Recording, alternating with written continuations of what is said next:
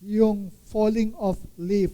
At kadalasan, kapag ganong taglagas, merong grief, meron yung tinatawag na melancholic mood. Okay? How many of you, sino sa inyo, mga kapatid, ang naka-experience ng mental condition na sad? Alam niyo yung word na sad? Asan ba yung sad means seasonal affective disorder. Yun yung kinanta natin every September. Kasi tatay niya namatay ng September. Yung kumanta ng Wake Me Up When September More. So every September, nakaka-experience siya ng sad, seasonal affective disorder o panapanahong depression. Ito ay isang uri ng depression na nauugnay sa pagbabago ng panahon. So yung mga nakaka-experience ng sad, seasonal affective disorder, usually, kung anong month man yan, nagkaroon ng loss dun sa kanilang buhay. Yun yung nawalan sila ng mahal sa buhay. Kaya, pag ganong month, nakaka-experience sila ng ganitong mental condition. Merong nakaka-experience ng ganon? Wala na dahil binago na kayo ni Kristo. Wala kayong sagot. Wala kayong maisagot. Pastor, hindi ko alam. Okay. So, yun, ang reason, mga kapatid, sayang, yung nakahula, sana bibigyan natin ng gift certificate. Meron pa tayong gift certificate niyan? Okay. Buti na lang nakalimutan. Anyway, wala naman nakahula. No, so, that is the reason kung bakit etong September, pinangalanan natin yung ating series ng Still Standing. No? So today, meron tayong pag-uusapan na topic and let's stand, tumayo tayo para dun sa ating scripture reading bilang again bahagi ng ating pagsamba at pagkilala, paggalang sa salita ng Diyos na ating pag-uusapan sa araw pong ito. Let's start reading verse 24. Kaya ang sino mang nakikinig at sumusunod sa aking mga sinasabi ay katulad na nagtayo ng kanyang bahay sa pundasyong bato. Nang mula ng malakas at bumaha at humampas ang malakas na hangin sa bahay, hindi ito nagiba dahil nakatayo ito sa matibay na pundasyon. Ngunit ang sinumang nakikinig sa aking mga salita, pero hindi naman ito sinusunod, ay parang taong hangal na nagtayo ng kanyang bahay sa buhangin.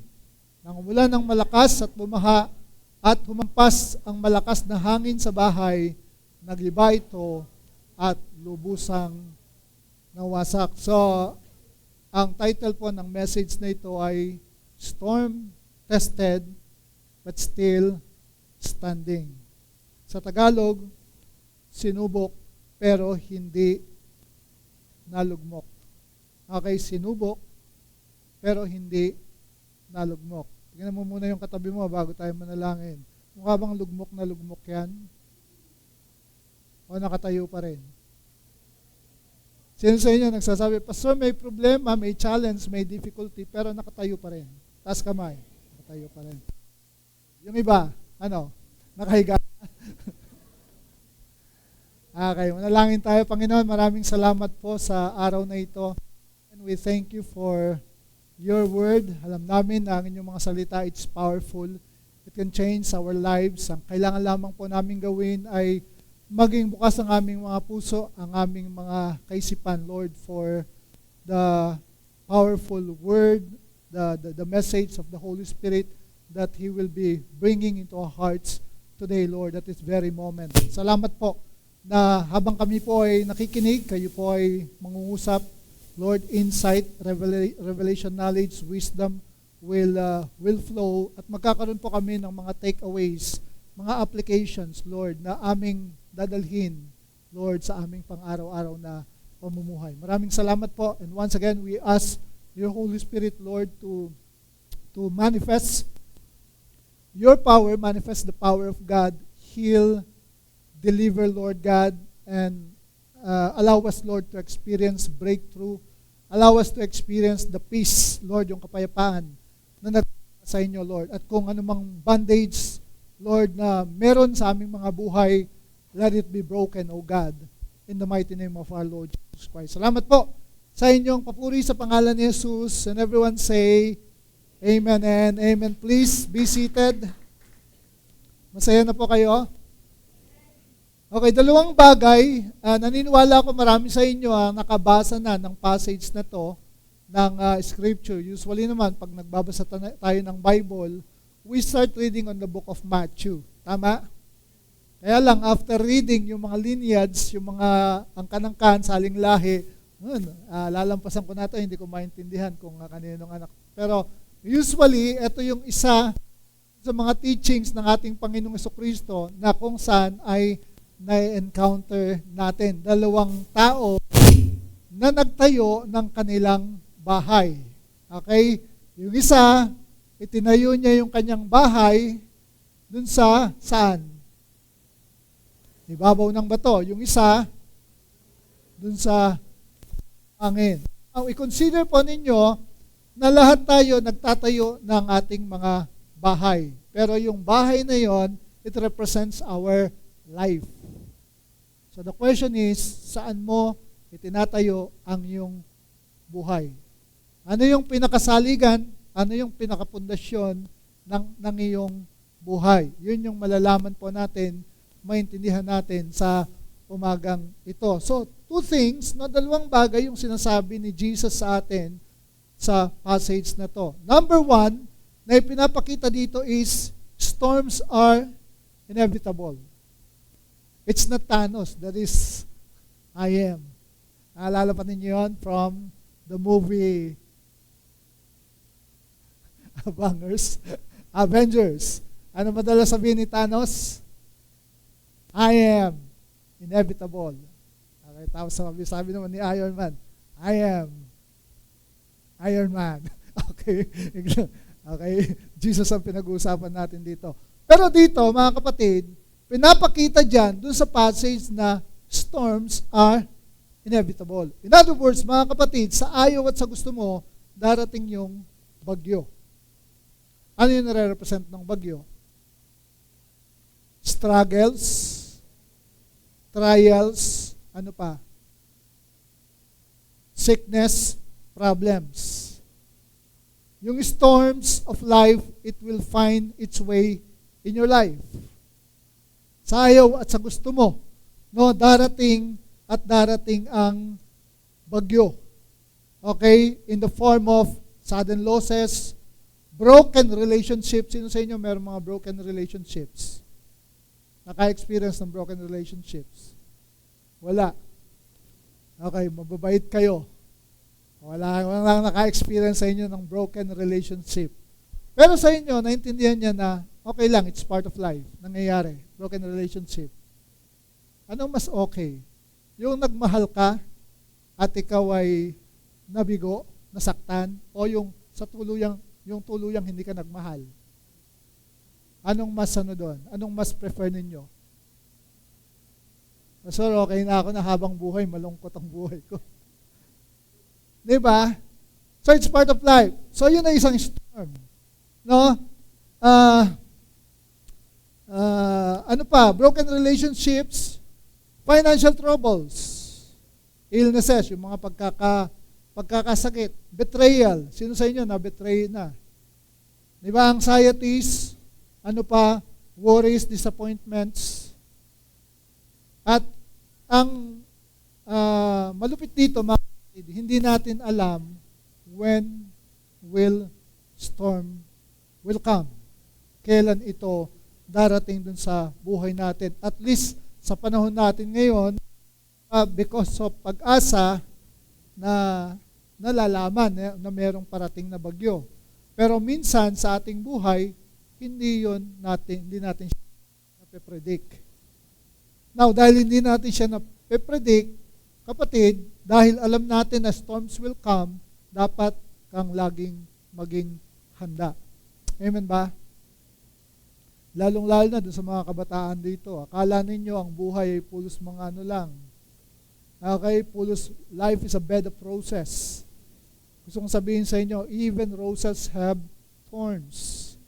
Kahit mga rosas, merong tinik yan. So from time to time, matitinik ka. Okay? So, storms are inevitable. No? So, wala yung pinipiling tao. Mayaman, mahirap, bata, matanda, Kristiyano o pagano, walang exempted, walang excuse, at walang pwedeng magsabi na, may I go out. Okay? So, mangyayari at mangyayari siya. Sino sa inyo naka-experience na ng storms sa buhay? Ano nangyari? Awa ng Diyos, pastor, buhay pa rin. Amen? Papasalamat ka ba? Okay ka pa rin? Kahit may dumaang bagyo, di ba, trial dun sa buhay mo, malaking bagay yun. Di ba? Malaking bagay na sa gitna ng bagyo, andyan ka pa rin. Salamat sa Panginoon. So that's the first thing na itunuturo sa atin ni Jesus. Whether you like it or not, storms will come. Antay ka lang. Ngayon, siguro excuse ka dun sa storms kung hindi ka tao. Pero bilang tao, may experience natin yan. Amen? Tingnan mo yung katabi mo, mukha bang tao yan? Okay, mukha naman, pastor. Humihinga pa ba yan? Humihinga pa. So, ibig sabihin, tao yan. Pangalawa, mga kapatid, yung result after the storm will depend on your foundation. Importante na kapag meron kang itinatayo na isang gusali, bahay man yan, o whatever kind of structure, sinisiguro mo na yung foundation, kahit pa itest siya ng storm, it will outlast the storm. Mananatili siyang nakatayo. Okay, after the storm. No? So, question mga kapatid, saan mo itinatayo ang iyong buhay? So, where do you build your life? Or in other words, foundation, yung foundation po, ito ay tumutukoy dun sa pinangahawakan mo na nagbibigay sa iyo ng security, seguridad. Okay? So, ano yung foundation? Anong klaseng pundasyon ang pinagtatayuan mo ng iyong buhay? Because we understand whatever we build our life on, whether sa mo ba'y binibuild yung buhay mo sa pamagitan ng pananampalataya, ibinibuild mo pa ito dun sa mga relationships. Sino na yon yung pelikula? Si Jerry Maguire. Familiar with Jerry Maguire? Ano yung $1 million ano niya doon na dialogue doon sa kanyang sa kanyang partner, doon sa love of life niya, you complete me. Meron ba dito sa inyo ganon? Mabubuhay nang wala ka. Meron ba ganon? Ibig sabihin yun ang pundasyon mo. Okay? Sa mo binibuild yung buhay mo? Sa career ba yan? Sa wealth, intellect, or something else? Eto, sabi niya, yung nagiging source mo of stability and security. So, foundation is something that gives you security. Kung ang buhay mo, binibuild mo sa iyong career, pag nawala ang career mo, ano mangyayari sa iyo? Kung ang buhay mo ay binibuild mo sa isang tao lang, paano kung nawala sa buhay mo yung taong yon? Kung ang buhay mo ay binibuild mo dun sa pundasyon ng pera, ng salapi, paano kung nawala na yon? What about your faith? Diba ang iyong pananampalataya? So, where do you build your life? In the same sense, mga kapatid, ang sinasabi niya dyan, kapag yung foundation natin ay matibay, enduring, your life can stay grounded even in crisis. Meaning, kung tama yung ginawa mong pundasyon ng iyong buhay, No? Kahit dumating daw yung crisis, dumating yung problem, dumating yung difficulty doon sa yung buhay, mananatili ka pa rin. Amen ba?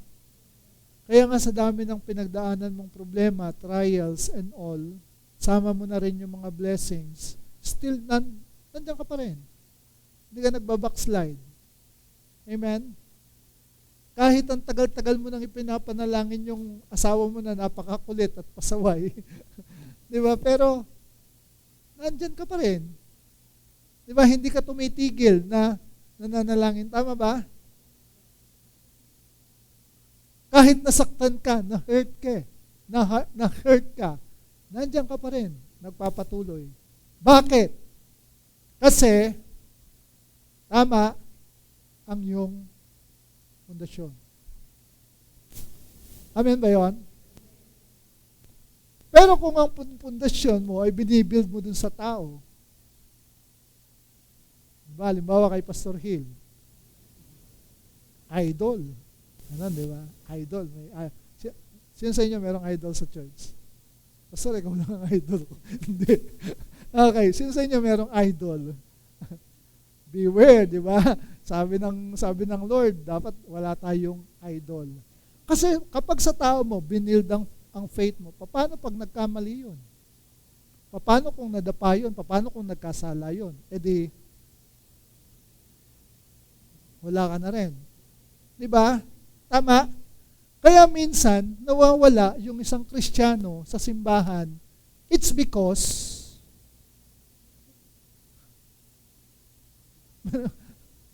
may idol. Gets ninyo? So, importante yan, mga kapatid. Kaya nga, sabi nung binasa natin, no, verse 24 and 25, therefore, everyone who hears these words of mine, pinakinggan yung aking salita. Ano pa ang ginawa niya? Doon minsan nawawala di ba? Pastor, nakikinig naman ako Pero sino sa inyo naiintindihan na hindi sapat yung nakinig ka lang? Tama ba? Mga nanay, sino sa inyo makaka-relate? Anak ninyo, pinangaralan nyo, nakinig lang. Pero, tapos, kapag may nangyari, ano yung dialogue nyo? Sabi ko na Tapos, anong kasunod? Ha? Tigas ng ulo mo. Ano pa? Hindi ka nakikinig. Ano pa? Ha? Hindi ka susunod? Ano pa? Wala naman nagsasabi ng buti nga sa'yo. So, wala naman. Diba? In the same manner, mga kapatid, similarly, ganun din sa pakikinig ng salita ng Diyos. Hearing is not enough. Sabi ni Jesus, after mong makinig, di ba, put them into practice. Gawin mo.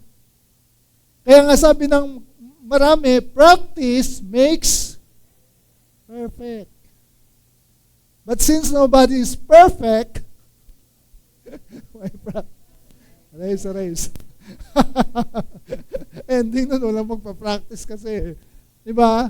So, sabi niya, kapag daw magiging house on the rock ka, yung foundation mo, kasi parang sinasabi dito ni Jesus, supposedly, ako dapat yung maging pundasyon ninyo.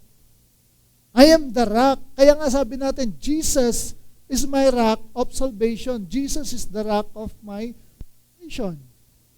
Amen? Kahit nga yung kaligtasan natin, dapat hindi natin siya ibinabase sa iba.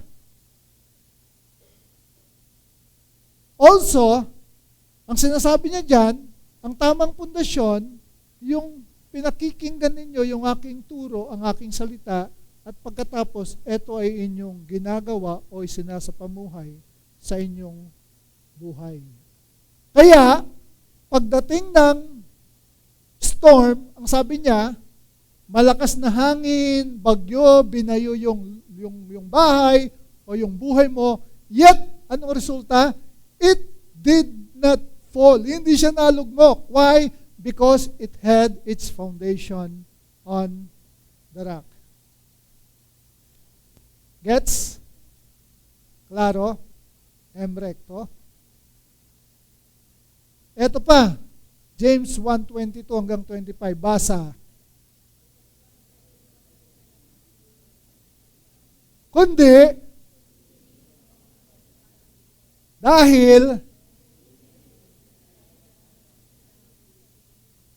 dahil kung nakikinig lang ang isang tao sa salita ng Diyos, pero hindi naman niya tinutupad ang sinasabi nito, katulad siya ng isang taong tumitingin sa salamin.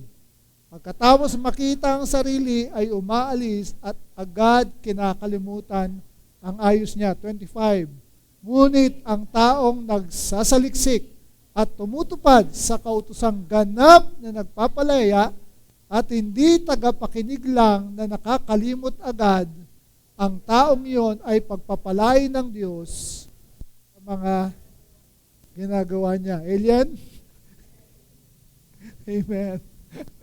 Biglang naging ka-alien. Naging alien. So gusto niyo pagpalain. Ayan. Malinaw naman, di ba? Kumbaga, hindi na kailangan ng malalim na paliwanag para maintindihan. So kapag nakikinig ng salita ng Diyos, sinasapamuhay, yun yung nakakaranas ng pagpapala ng Panginoon. Na kahit merong problema, kahit merong mga trials, merong mga challenges, difficulties na kakaharapin sa buhay, still yung taong yon, he or she will come out victorious out of that storm. Amen po? Tingnan nyo ulit katabi nyo, mukha bang victorious yan? Sir, mukhang malam niya eh. Mukhang hindi nagalmusal eh. Ayan, magalmusal kayo, may kape dun sa baba. Saka pandesal. So yun po yung isang sinasabi niya diyan, na kapag ang foundation ay strong and enduring, your life can stay grounded even in crisis. Grounded means nakatayo, stable, secure. Amen? At pangalawa, no, sinasabi diyan na kapag yung foundation mo ay unstable, ano sa Tagalog ang unstable? Mabuway. Ano pa yung ibang Tagalog word for unstable? Hindi secure. Okay. Hindi matibay. Hindi matatag. Unstable, sabi niya, or shallow, your sense of purpose or security can quickly collapse when life gets difficult. Kaya, mga kapatid, kung ang buhay mo, isinasalig mo, o yung pinagbabatayan mo bilang pundasyon na yung tao, kapag iniwan ka ng taong yun, your life will, your life and your world will stop revolving. Tumigil na, yung tinatawag nilang tumigil na ang pag-ikot ng mundo.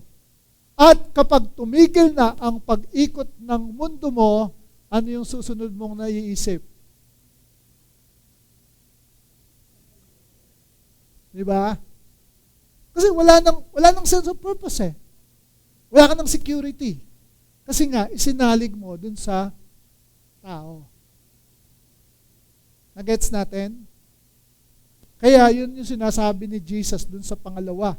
Nagtatayo ka raw nung bahay o ng buhay mo dun sa tinatawag na shifting sun. Shifting means pabago-bago. Shifting sun means yung mga bagay na nagbabago. Emotions, money, success, public approval, anything. Anumang bagay na nagbabago, yun ay pagtatayo ng ating buhay dun sa ibabaw ng buhangin. Nagigets nyo? Gets ninyo, mga kapatid? So, tanong ko ngayon sa inyo, mga kapatid, saan mo itatayo ang buhay mo? Okay? Ano o sino ang nagpapatatag sa iyo kapag niyayanig ang mundo mo? Ulitin ko ulit. Yung iba hindi narinig, nakatingin sa katabi.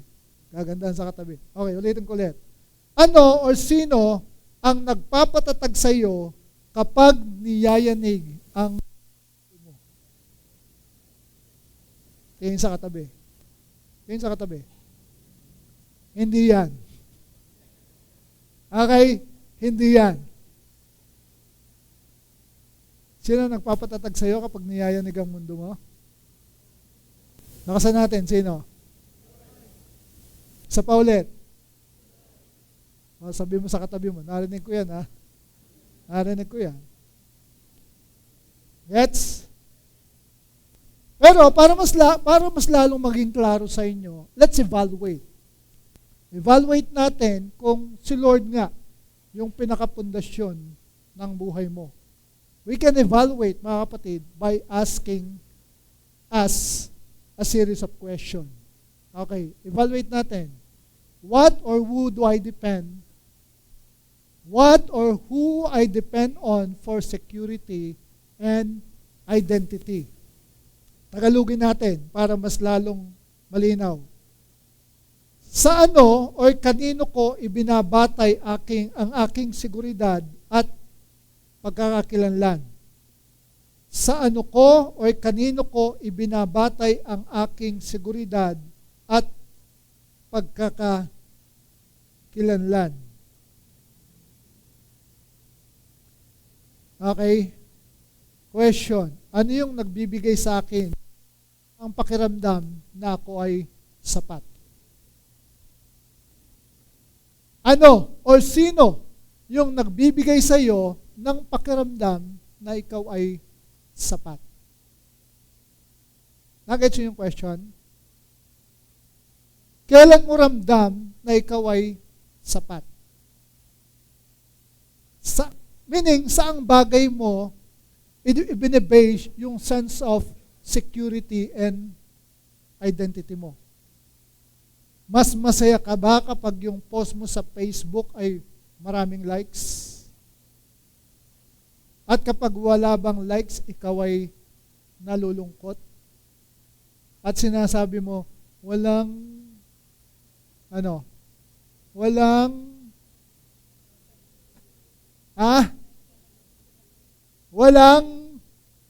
nagmamahal sa akin.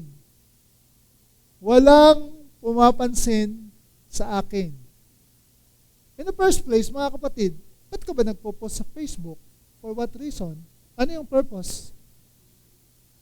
Yung purpose? Now, hindi ko sinasabing masamang mag-post sa Facebook. I myself, post ako sa Facebook. Pwede nyo check yung aking profile. Pero ano yung pinopost ko? Diba? And whether you give a like or unlike or whatever, hindi yun makaka-apekto sa akin. Amen? Pero ano yung purpose mo? Bakit ka nagpo-post sa Facebook? Pastor, para magpatama. Kasama na raw yun. Diba? Even sa mga ganong bagay, mga kapatid, makikita mo, marirealize mo kung ano yung pundasyon ng buhay mo. Gets? Nagigets natin? Gising pa kayo? So, in the same manner, mga kapatid, ano yung nagbibigay o sino yung nagbibigay sa'yo ng pakiramdam na ikaw ay enough, na ikaw ay sapat? Kailangan ba ng approval ng tao para maramdaman mo na I am enough? Kinakailangan ba na maramdaman ko na ako ay complete kapag meron akong relationship? Na kapag wala akong relationship, di ba, ay hindi ko maramdaman na ako ay enough. Ganun ba? Or, because of your relationship with Jesus Christ, you feel that you are enough and complete. Sino nagsasabing ganun? Pastor, because of my relationship with Jesus Christ, I feel I am enough and complete. What about the rest? Nag-iisip pa? Pinag-iisipan ko pa, pastor. Okay? So, baka nga merong iba, di ba? Yung parang tinitignan mo na source mo ng yung security at ng yung identity. Pangalawa, what do I believe gives life meaning? Ano ba yung nagbibigay sa akin ng parang yung kahulugan ng buhay? Tingin nyo. What do I believe gives life meaning? Sir Jassel, what gives meaning to your life? Yun o, palakpakan na. Talaga naman, di ba? Kapag meron kang ibang sagot, di ba, yun medyo, kumbaga, anong tawag doon, pastor? Shaky. Di ba? Shaky ang foundation. Another thing is, number 3, how do I handle crisis, loss, or failure? Ano yung nagiging reaction mo kapag mayroong mga hardship? Ha? Ano reaction mo? Okay lang? Okay lang? Move on? Tuloy pa rin ang buhay? Okay. Malulungkot ka rin naman, di ba? Kasi merong crisis, merong loss. Hindi naman natin pwedeng sabihin na ay malulungkot. Nawalan ka ng mahal sa buhay, then grieve for a season. But then again, move on with your life. Kasi patuloy na nag-e-evolve ang mundo. At ganoon din ang buhay natin. As long as naintindihan natin na tayo ay na kay Kristo, tayo ay nasa Diyos, no, ang buhay natin, magpapatuloy yan. So just keep on moving. So merong crisis, merong loss, merong failure, pero dahil nga ang source or ang pinakapundasyon mo at nagpapatuloy sa iyo, ang Panginoong Jesucristo, then you will have the courage to move on. Amen? Amen po? Nilipas lahat kasi ng bagay dito sa mundo eh. Tama? Ang edad mo nga lumipas eh. Di ba? Dati, anong tawag dito? Nandun tayo dun sa, anong season yun ng buhay na, bata ka pa? Nandun sa summer. Di ba? Summer. Eh ngayon, paano ka na? Okay. So, lumilipas lahat ng bagay. So, just move on. Pero it doesn't mean naman kasi na yun nga yung kagandahan doon eh.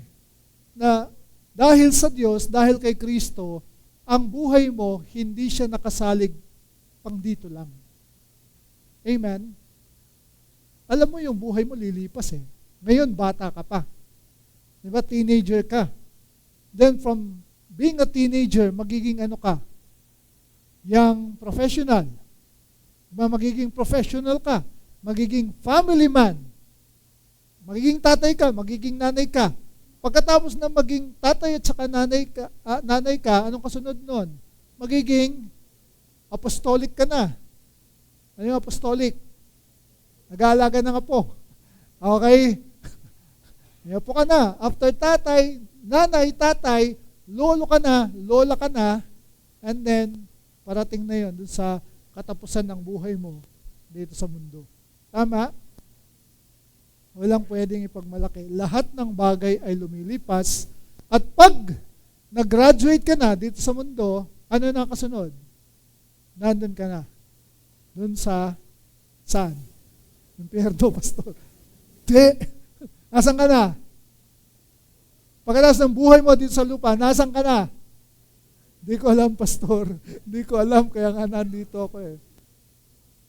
Nakay Jesus ka na. Nandun ka na sa buhay na walang hanggan kasi tumawid ka na mula dun sa temporal life papunta dun sa eternal life through Jesus Christ. Amen? Kaya nga Kristyano, hindi natatakot mamatay yan. Kasi alam niya, yun ay pagtawid mula dun sa temporal patungo dun sa eternal na buhay. So, how do I handle crisis, loss, or failure? And then, Is my foundation stable or circumstantial? Tingin nyo, yung pundasyon mo, stable ba yan or circumstantial? Sino nagsasabi stable ang foundation niya? Pwede makita kamay ng mga ang pundasyon nila stable. Yan. Okay. So, tapusin na natin. Sigurado na naman pala kayo na stable yung, siguro hindi na ninyo kailangang sagutin tong kasunod na statement, pero just try finishing this statement. No? Kung mawala ang blank, hindi ko na alam kung sino ako. Sa mind ninyo, sagutin ninyo yan. Kung mawala ang, ano ba yan? Ano ba yung blank na yan sa buhay mo? Is it God and Jesus Christ? Or is it money? Is it Mr. or Mrs.? Is it career? Is it business? Na kung mawala ang bagay na ito, hindi ko na alam kung sino ako. Kasi, at the end of the day, yun yung iyong nagbibigay sa iyo ng sense of security and identity. Pero kung ang sinagot mo dyan ay kung mawala, Lord, sa buhay ko, yun talaga. Hindi ko na alam kung sino ako. Pero question is, kung yun ang sagot mo, kung mawala ang Lord sa buhay ko, tanong ko, mawawala nga ba talaga siya? Nawawala ba si Lord? Hindi. Diba? At alam natin, ikaw lang daw nawawala, sabi ni Sally. At alam natin, kapag si Lord ang nasa buhay natin, we are completely secure. Kaya nga sinasabi natin, the Lord is my rock, the Lord is the strength of my life. Whom shall I fear? Whom shall I fear? Kinanta natin kanina, di ba? Saan ako matatakot? Ako matatakot. So let's finish this, mga kapatid. Let's conclude this message. You are only as solid as what you build on. In other words, mga kapatid, siguraduhin mo na matibay ang iyong pinangahawakan dahil dito nakasalalay ang iyong buhay. Pero since, sabi ninyo kanina, ang foundation ninyo ay si Jesus Christ, mawala na ang lahat ng bagay, wag lang si Jesus. Tama ba yon?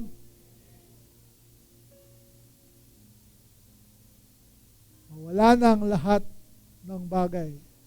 Wag lang mawawala si Jesus. Wag mong ipapalit si Jesus dun sa katabi mo, ha. Mawala na ang lahat, wag lang ikaw. Kasi mawawala yan. Whether you like it or not, mawawala yan. Darating ang time na mawawala yan. Kasi nga, walang eternal dito sa mundo. All will come to pass. Si Jesus lang ang mananatili magpakailanman.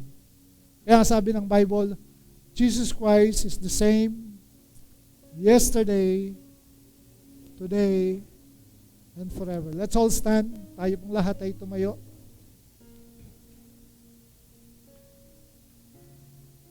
Kapag hindi ka pa sigurado dun sa question na sino ang saligan at pundasyon ng iyong buhay, kung ang sagot mo doon ay hindi si Jesus, bibigyan kita ng opportunity today upon hearing this message na tanggapin ang Panginoon, Panginoong Jesus, sa buhay mo bilang Panginoon at tagapagligtas. If what you're saying to me today is, Pastor, hindi ako sigurado kasi dun sa aking pundasyon. So, isa lang sigurado, kapatid, si Jesus lang. Okay? Si Jesus lang ang sigurado sa buhay na ito at sa buhay na darating. Okay? So, lahat ng bagay mawawala. Kahit mawawala, time will come, you will leave this earth. Pero, kapag kinilala mo si Jesus, na noon, ngayon, at magpakailanman, mananatili ka pa rin doon sa kanyang kaharian. You will spend eternity with Him. Forever and ever po yun, mga kapatid. At wala na, kaya nga eternal wala na yung katapusan. So kung gusto mong siguraduhin ang iyong pundasyon, just pray this prayer. Sunod ka lang sa panalangin ito. Panginoong Hesus, kinikilala po kita bilang pundasyon ng aking buhay. Kasi po, hindi ako sigurado dun sa aking pundasyon sa mga oras na ito.